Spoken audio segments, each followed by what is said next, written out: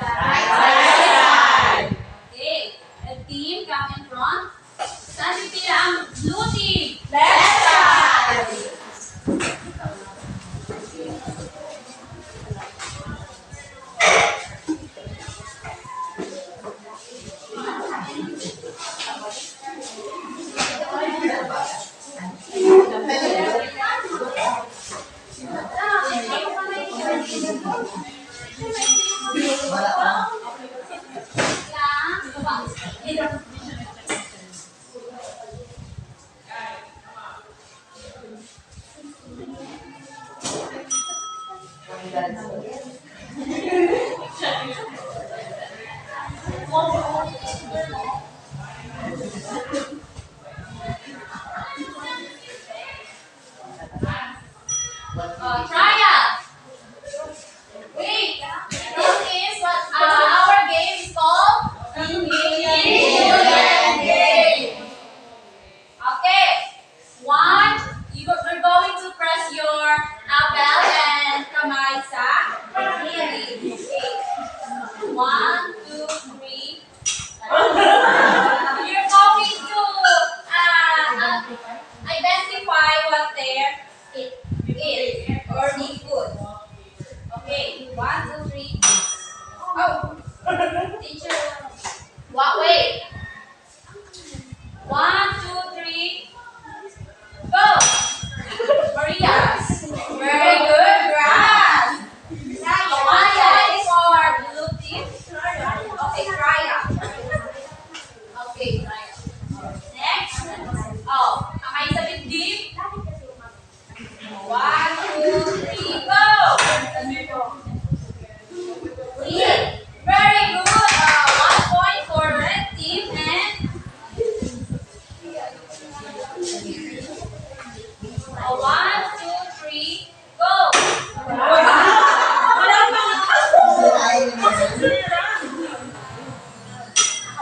Yes, Subaya. Work. Very good. Also fruits and fruits.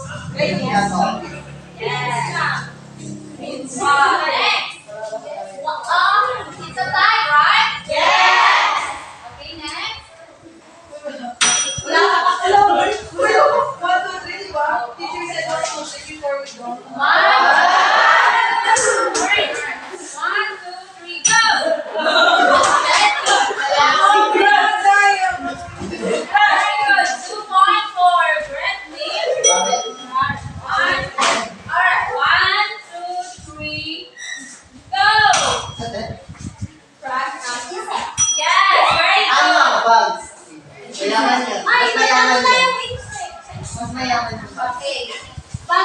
3 points and blue team. 1, 2, 3, go! Yes! Wait!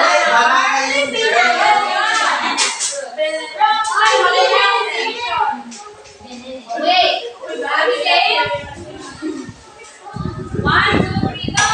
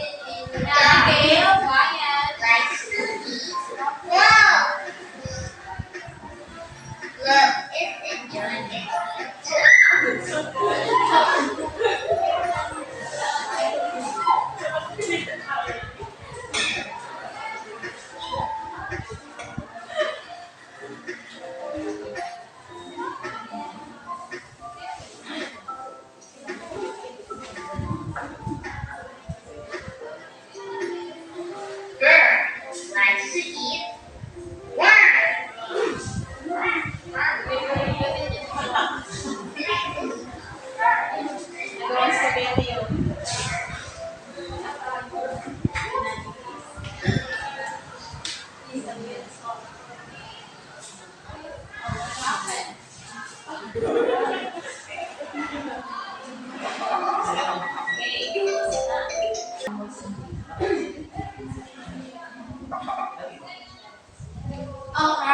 based on the video that you've been watching, what did you observe in the video?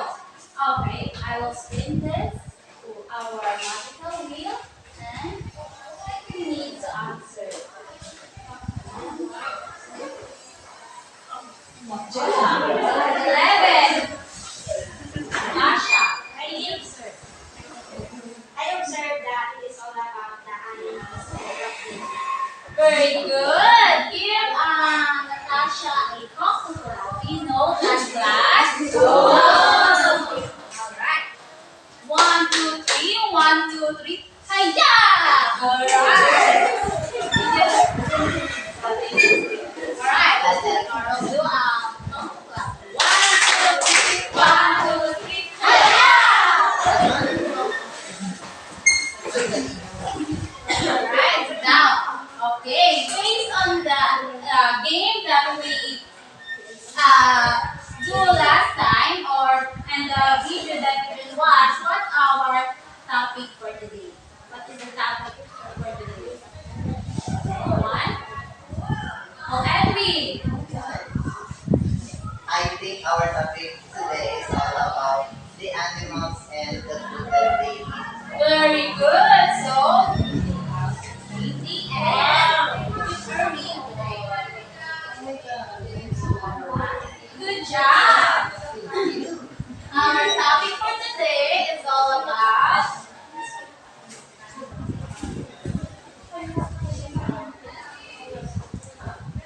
everybody read our animals and they eat. So our topic for today is all about animals and they eat. So this is our learning objective. Everybody read. Identify the herbivores, carnivores, and omnivores animals. Draw pictures of herbivores, carnivores, and omnivores animals. Show concern and love for animals.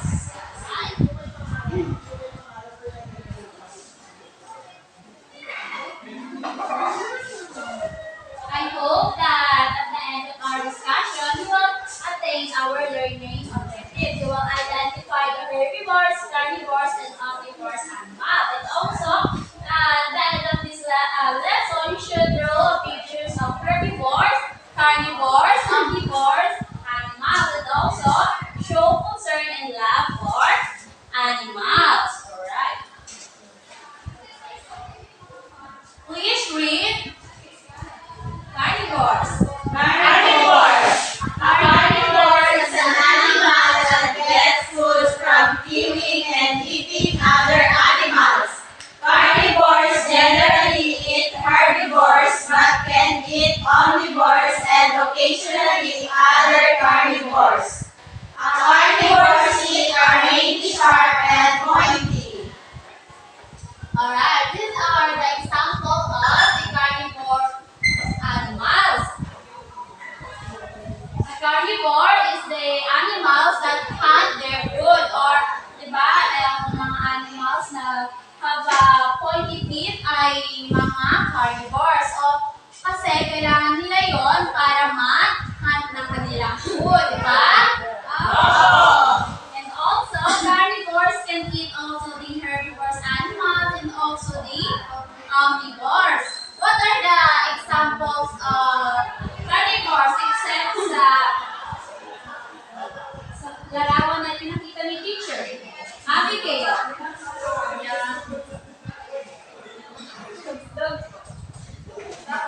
No.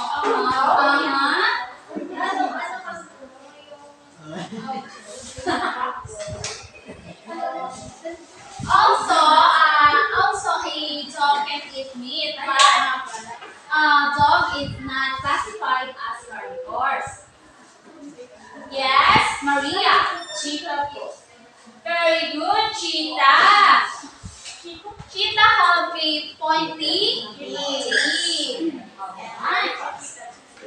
Any example? Another. Mia.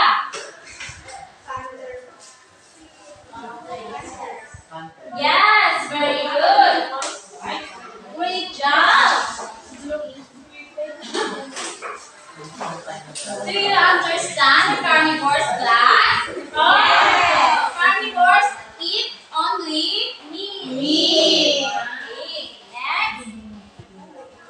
Okay, what carnivores eat? Animals equals meat. So, an example of the animals that the carnivores hunt is the deer, the beaver, and also the rabbit. Diba, ang beaver sometimes kinakain siya ng crocodile, and also sa rabbit is snake, and also sa deer is lion or tiger. Okay, next is herbivores. Everyone, read.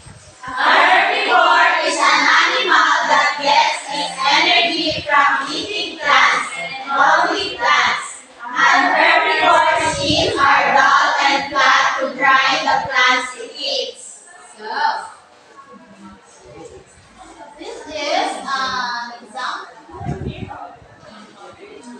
Here are the example of herbivores. Cow. Everyone, Cow, deer, parrot, kangaroo, horse, goat, rabbit, elephant, sheep, camel, buffalo, zebra, hippopotamus, panda, llama,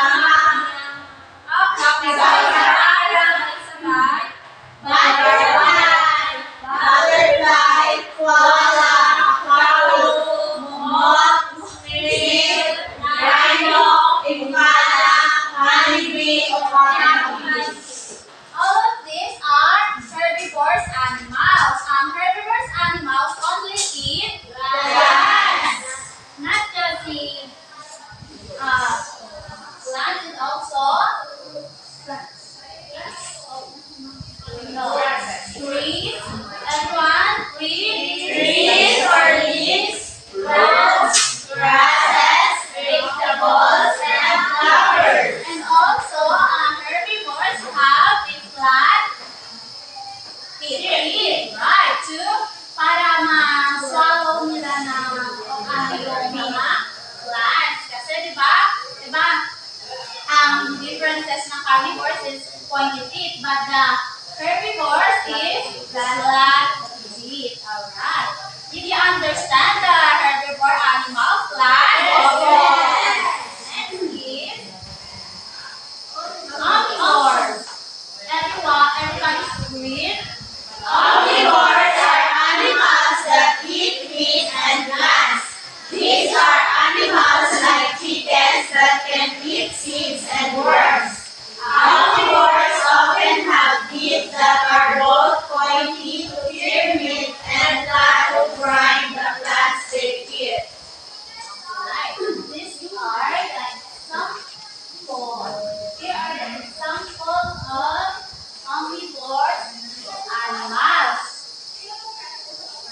Class, give an example of omnivore except the round one. I will spin this.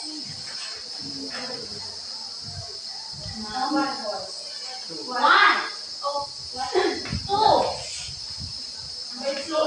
Edwin. Yes. Herbivores, human. Very good. Also, human is one of example of omnivores. Why? Because they eat both plants and meats. But, tingnan nyo yung mga ngipin nyo, di ba? We have the flat teeth in front of our teeth, and also sa right and left, mayroon tayong pointed teeth, di ba? Parang may matulis tayo. So, that's why we eat both plants and meat. Another example of omnivores. Pilates or pansitan. I think the example of omnivores are, I think, turkey.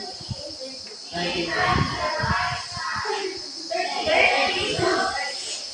And another. Elizabeth. Example. Except, I think one of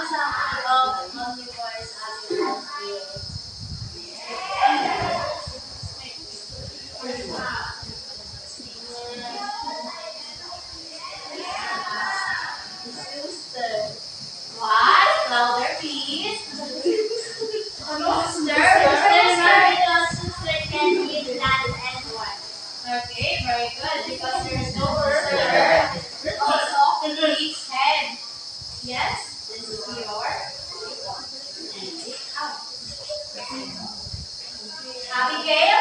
Wait, ay ano ba? Okay. Yung fish mo sa palaisdan ay example ng omnivore. Isa na? Yung fish mo sa palaisdan is example ng omnivore. How was baking? Meat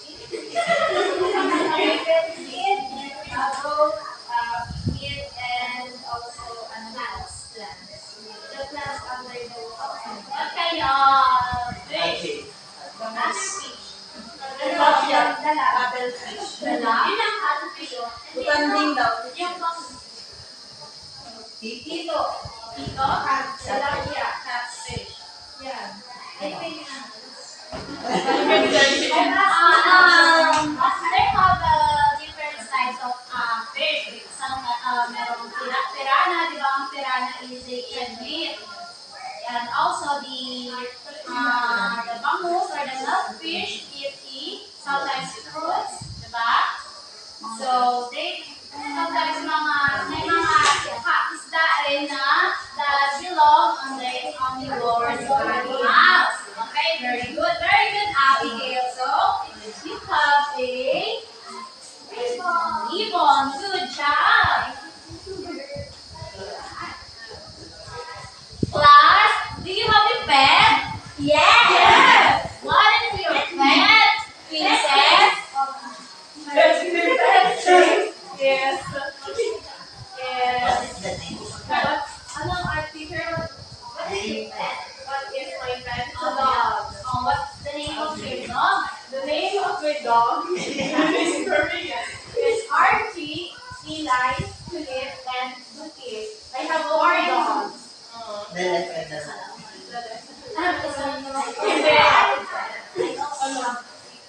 So yeah, what are the foods of the omnivores animals? They eat both plants and meat.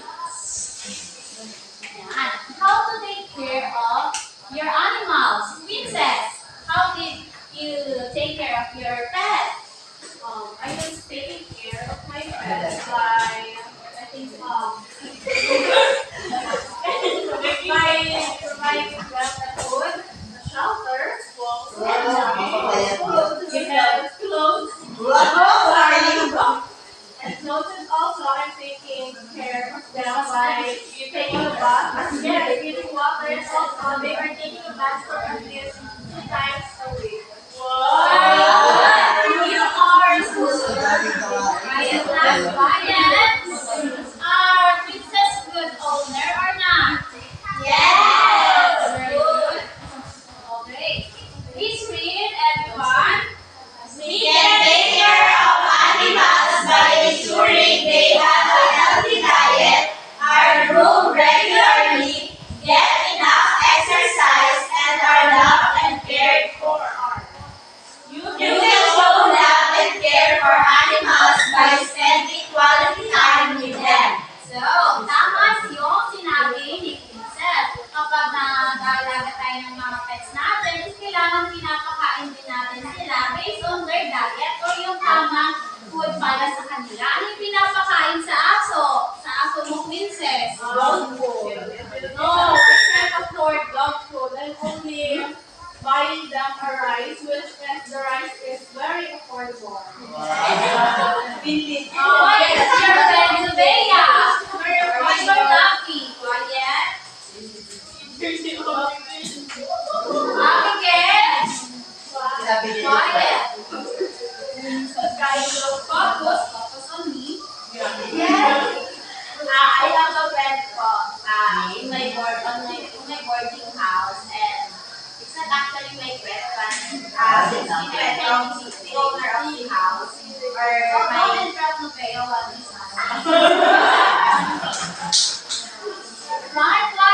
Quiet. So ano nga, kung may nagsasalita ng student, mga klase nyo, wag nyo tawanan. Very good, Maria. Okay, so the name of the pet is Q.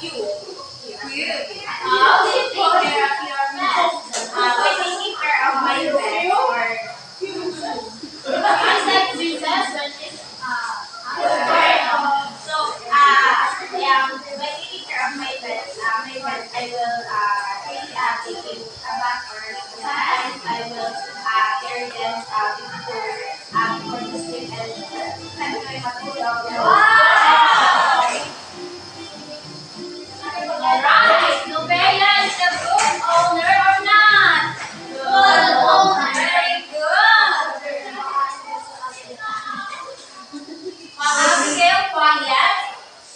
So we should take care of our animals because our pet is our Opinion. Oh yes.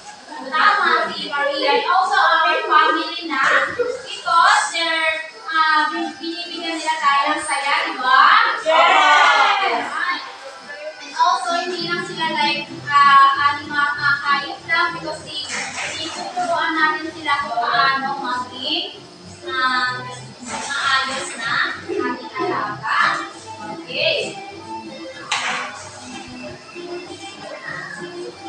So this is the end of our discussion. But before that, we'll have an activity, a group activity rather. We'll group you into 3 count. 1, 2, 3. 1, 2, 3. 1, 2, 3. 1, 2, 3. Okay, this will be the group 1, group 2, and group 3. Go to your class.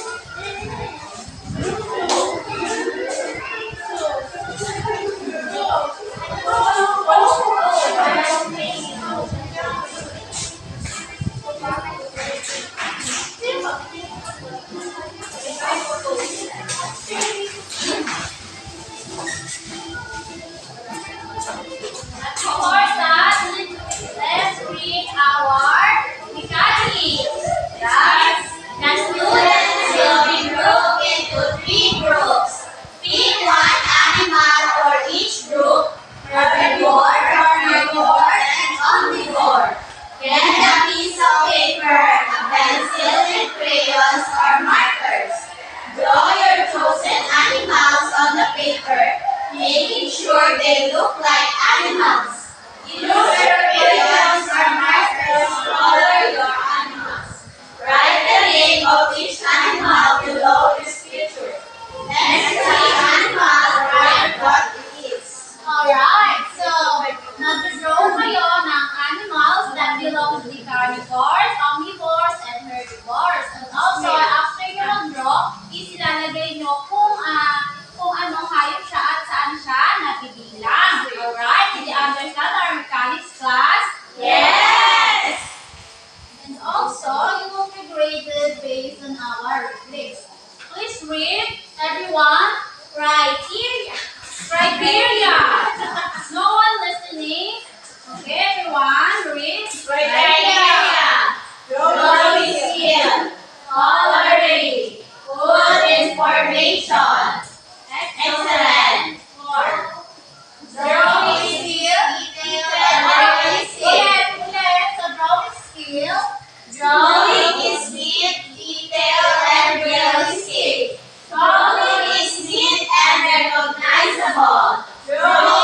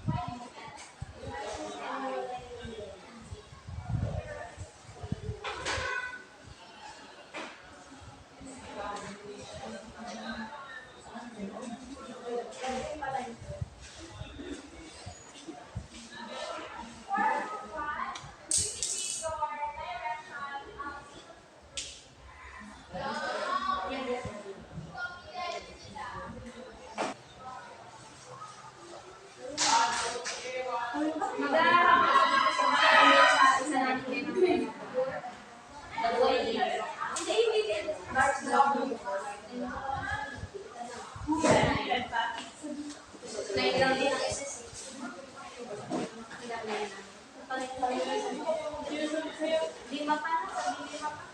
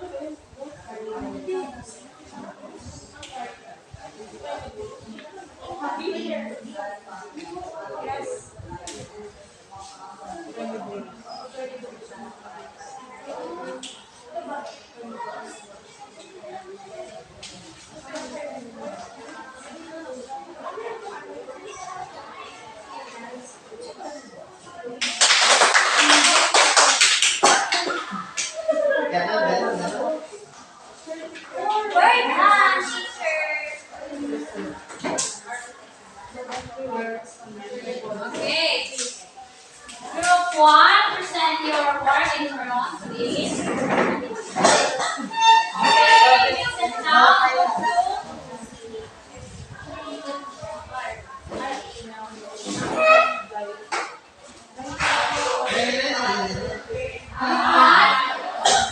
Are you ready? Yes. Are you? We are ready. Yes.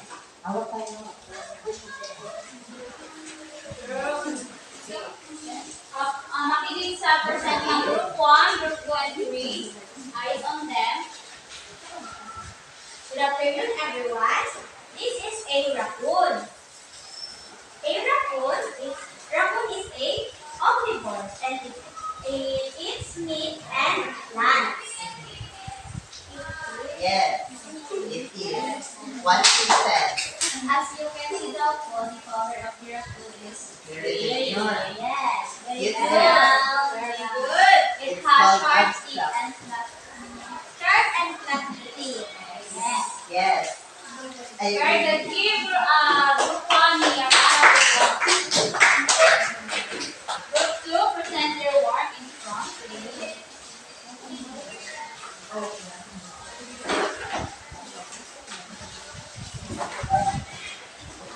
Okay, so good afternoon, everyone. So we are the group and our pet or the animals. Okay, the animal here is what we call the lion, which is a very dangerous animal. It's like very dangerous. It is the carnivores because it both is kumakain siya ng meat kaya siya ay carnivore animal. And then it is wait, kinakain and then before it's going to illustrate around that. Yay! That's a good one.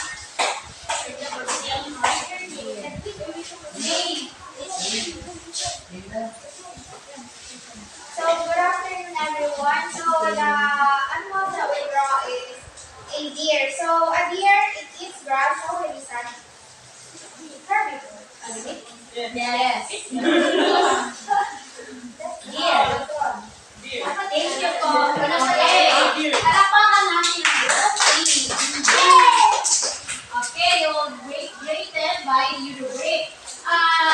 The drawing, the group 1 shows their drawing neat, detailed, and realistic. Yes. How about the group 2? Yes. The group 3? Yes. Okay, excellent.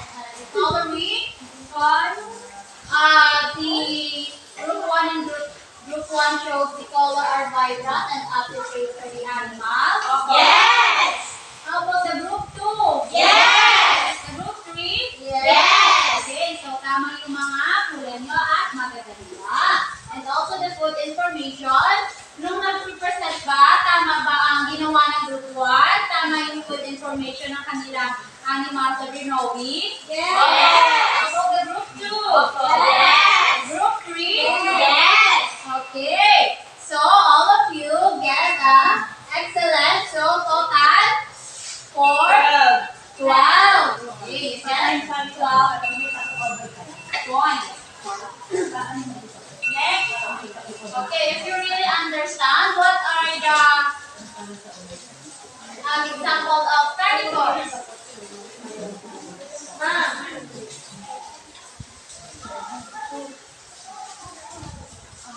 So, what are the example of carnivores? Abby? Tiger. Very good. What are the example of herbivores? Bea? Cow. Very good. Example of omnivore? Very good. How we should take care of our animals? Anyone? Elizabeth? You should take care of animals by providing them food and shelter. Very good. Now you, ngayon ay alam niyo na ang ating sinalakay ngayong araw at magkakaroon tayo ng safe pagsusulit. Kumuha ng comfort at sagutan ang mga sinisip.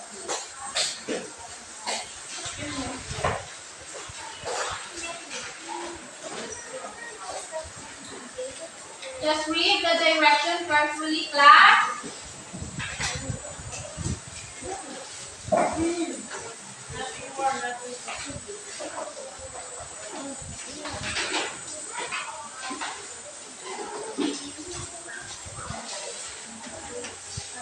Faster, class.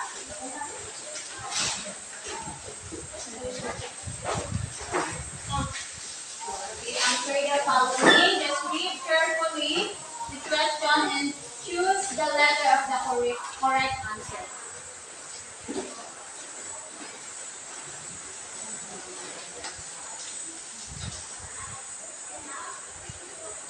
Are you done? Yes.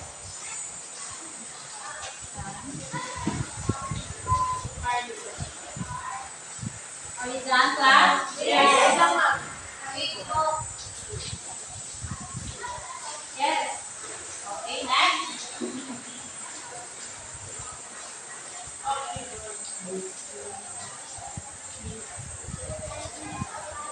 Are you done?